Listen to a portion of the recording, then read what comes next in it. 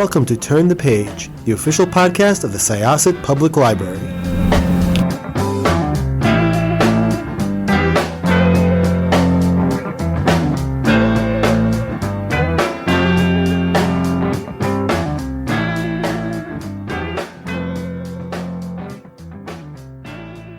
Hello, everyone. Welcome back to Turn the Page.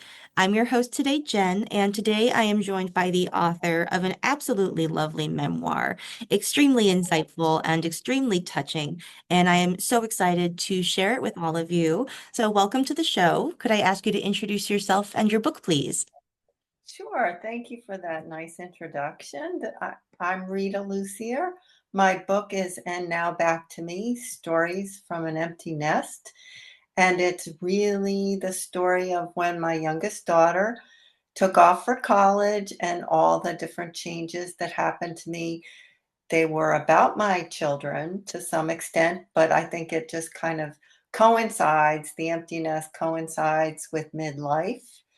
And there's a lot of transitions that can, and in my instance, did take place. I had a job as a columnist at the Providence Journal for about a dozen years, and that kind of wound down at the same time. So I found myself, what am I going to do now in terms of my career? So that was one thing. My parents were getting older, and all of a sudden, they needed my help, and I had more time on my hands, so I got more involved there, and that was a whole different chapter, so to speak. My relationship with my husband was all of a sudden as a couple instead of as, partners in the household running, partners in being parents, and that was very, very different. So it was a lot of changes all coming at me at once. And so I wrote about it. It is so interesting, and I am so curious about, how how the book fit into your career and your writing style that you developed as a columnist. One of the things I love the most about the book is its structure, that it is these sort of self-contained essays or reflections, but that do tell a story in aggregate. And so I'm wondering about how much was that structure influenced by your career as a columnist? And how many new challenges or unexpected new skills did you have to learn? Okay, that's a great question because it absolutely, you're very perceptive, was influenced by my column writing years. I mean, at the journal, I had about 800 words to work with each week. And so I got very used to and actually really enjoyed the rhythm of that length. It forced me, it taught me that I had to have a beginning, middle, and end, and I had to choose my words very carefully because I only had so much space. And so it's not really that surprising that when I started writing, which by the way, in my empty nest, that was one of the ways it was like therapy for me. Like I had to set up a structure for myself. So the two things that really got me through, and this is just a little diversion here, but running, which I would go out every morning, or not every morning, but most every morning and run, come back in, brew a little coffee, and then write so that I have some structure to my days. And what I was writing about was all the things I was feeling and processing. And it was after writing and writing and writing that I began to realize, you know what, I might have a book here. And so the stories were much like my column. But when I decided to put it into a book, a memoir, I had a few challenges. So one of those challenges was that I felt like it would be better if each chapter was grounded in a scene. And so that required me to get rid of a lot of really long narrative passages that when you're processing your thoughts, at least for me, that's what happened in my writing. And also just throwing out entire chapters and starting over. So I did that. And then the next thing was, how do I connect these?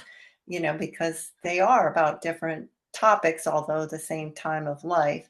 And actually, chronology worked really, really well.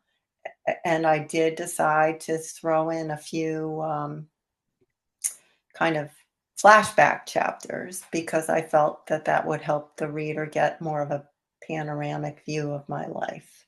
So that's how it all came together. And I really think that readers appreciate having these kind of digest like chapters in this time that we're so hectic. And you could read chapter 5, you could read chapter 9, and you could read chapter 19, and you'd get something out of each one.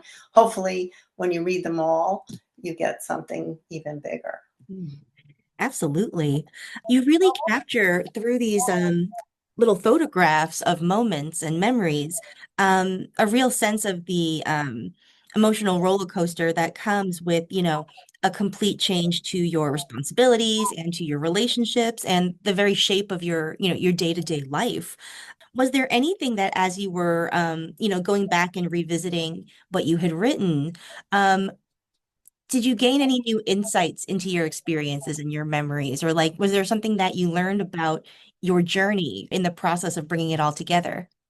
Yeah, absolutely. I think as you write and then you go back and edit and everything, I think writing makes you realize much more the decisions that you've made not only in the past, but the ones that you're making, the choices you're making right in the here and now. And it did that for me. And I think this book in particular made me realize how important motherhood is to me and how many things my mother, my own mother, taught me, even when, as a young girl, I was totally not paying any attention. So, Wow. You really eloquently capture what it is like to experience what you call, or what is called, I guess, the sandwich generation, that, you are still caring for your adults as children, as you are also beginning to take more and more care of your parents. And that sounds like a really hectic time and one for a lot of insight and change and intense feelings. What was your process for being kind to yourself through this, for cultivating optimism and resilience? Because resilience, I think, is such a big part of the story and the journey. yeah, I think the two things that I mentioned, the writing and the running, were really helpful. But another one was this whole new idea that when you have a little more time in the empty nest that came to me, which is to do something indulgent for yourself every once in a while.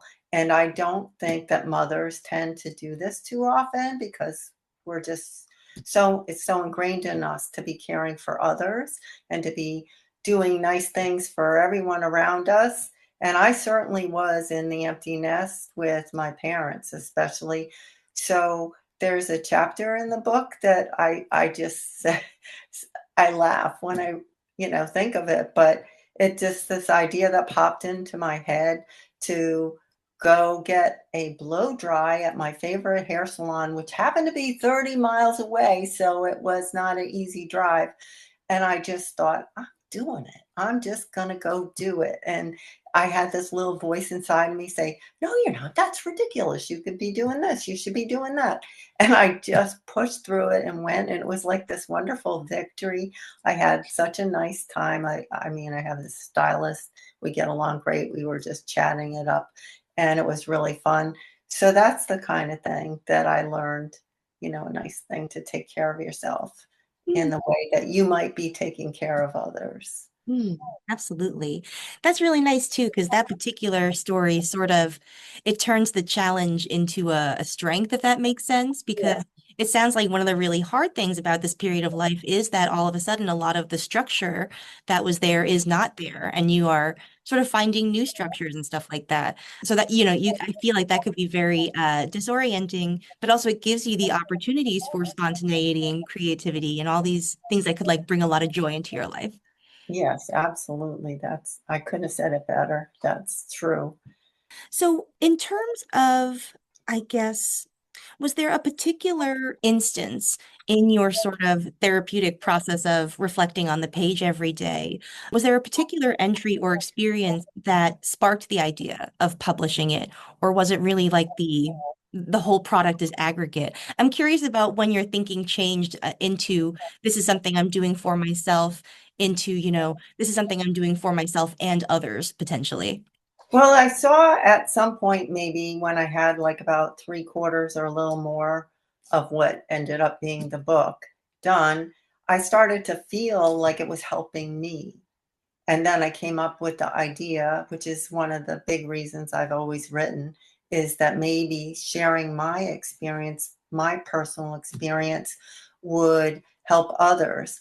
And then it got me thinking about the whole empty nest time and how that just seems to be, from my perception anyway, sort of and under attention, however you would say that, it doesn't seem to garner the attention. I think there's kind of like a misperception actually out there about the empty nest, that if you struggle when you go through the empty nest, that means that you just didn't have any other interests besides your family. You probably didn't have a business or a career or some fascinating hobby.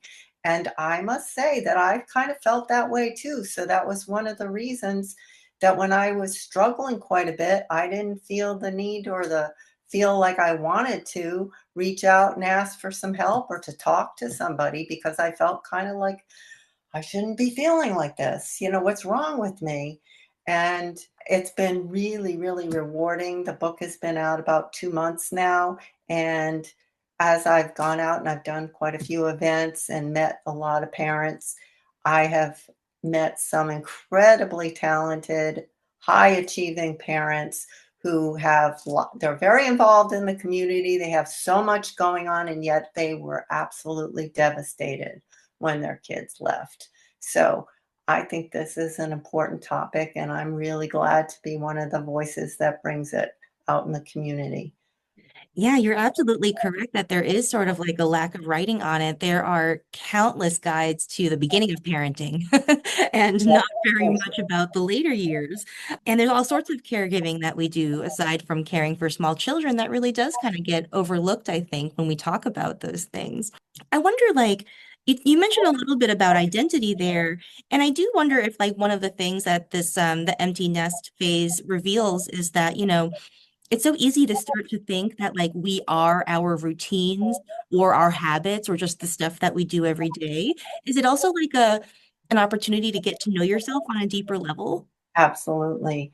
Because as a mother, are you a mother? I'm not. Okay. Not yet. But anyway, as a mother, you have a lot of routines and a lot of organization that's built out of necessity. So, I mean, a lot of my days as a young mother, there was not a whole lot of time to think about much of anything except getting everything done, your work, the kids' homework, getting them here or there, wherever they had to be. And so then you're just going, going, going, going all those years, decades, and then it stops. It's kind of like you're going, 100 miles an hour and you crash into a bridge abutment, and then it's really hard to get the car started. So, yes, your identity was so tied up, at least mine was, in all that busy, busy, busy activity. And then it's quiet and it's like, what now? What am I going to do? How is this all going to work? And you really have to develop your own rhythm and your own sense of what you're gonna do every day. Yeah, it's really very fascinating and very empathetic as a sort of almost like a field guide to the emotions and the experiences that you might have as you enter this phase of life. And it's yeah, it's just it's a really beautiful read, and I am very excited to share it with all of the parents that I know. One last question. I'm wondering if you have another book in you. Do you think you'll write another book like this? I think I might. Right now, I've been so busy with this, I never imagined. I thought, "Oh, once it gets launched, that's it." But there's a lot going on, so I'm going to do my best with all of the busyness that I have in front of me for the next few months at least, and then if an idea comes to me that I love, I absolutely will. Well, that's great. Well, Godspeed. Congratulations on the publication and have fun with all of your, yes, your events that you have in support of it. And yeah, I look forward to seeing what's next. No rush, but whenever it's ready. Okay, well, thank you very much. I appreciate the opportunity. You're very welcome. And listeners, now it's your turn. Please check out And Now Back to Me, Stories from an Empty Nest. It's absolutely beautiful. And I think it's a very lovely present for all of the mothers in your life. So think about that. All right. Thank you very much for joining us. It is now time to close this chapter.